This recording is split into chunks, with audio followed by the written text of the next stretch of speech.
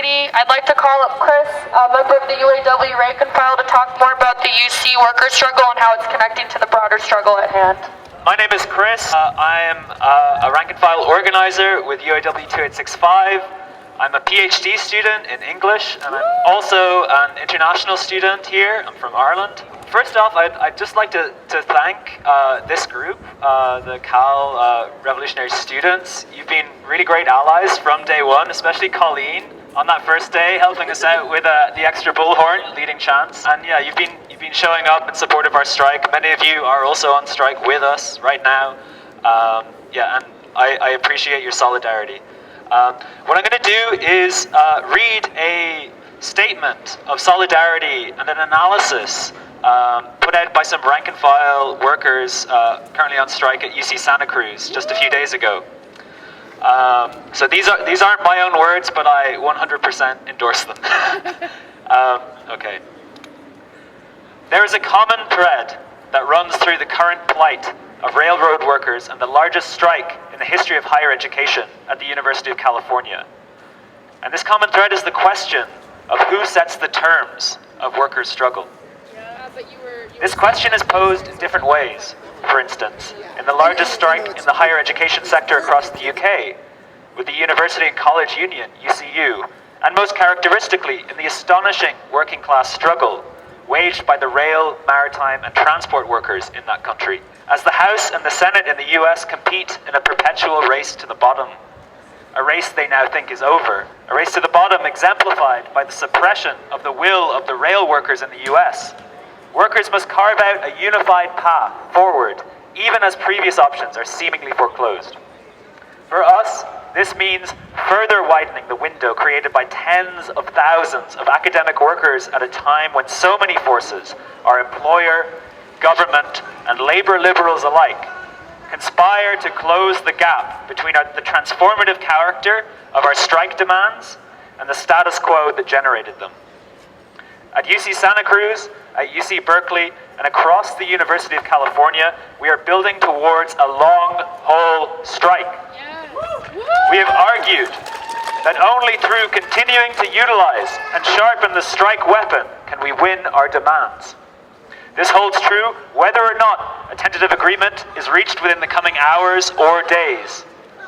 Whatever no-vote campaign emerges must understand itself as a phase within the arc of the long-haul strike. These demands, it must be stressed, are not impossible to achieve. They are within reach if our fight continues to understand them as principles guiding our strategy, rather than bargaining chips to be marshaled or discarded whenever it is most convenient. Those who deem capitulation the more effective strategy can and do succeed in demobilizing struggle. We are accustomed to expect. So often, work in higher education is conceived as paying your dues, as serving your time, as something to be endured rather than struggled against, neatly resolved by the prospects of career advancement. But in the case of our strike, we can perceive an alternative path. UC workers, in struggling over their conditions of work, have measurably raised the bar for what can be expected without a fight, and we should not expect scores of workers in higher ed to easily abandon the collective power and solidarity they have discovered in the strike. Should the rail workers, in the hopes of cutting a deal, have modified their demands for paid sick days in the face of the intransigence of the freight companies? No! And the lukewarm conciliation of Congress? No! The question is entirely meaningless. With such forces arrayed against the workers, there are not many options available, but with an urgency scarcely perceived in labor struggles of recent memory, it is the workers who will make the correct decision over the course of their struggle. Yes! Woo! And this is something no Congress or law can stop. Yes. The so-called cost of living crisis in the US and the UK is no less urgent, though the strikes that have sparked in higher education brush up against the limits of legality in different ways. Labor law in the US is singularly repressive, but it is not only the UC's corporate lawyers that work to uphold it. Its repressive function has been internalized by the panic-stricken elements of union leadership. Many ordinary grad workers are justifiably confused by this. Why strike at all if the deals brokered 3 weeks into the strike appear no different from the deals offered prior to the strike?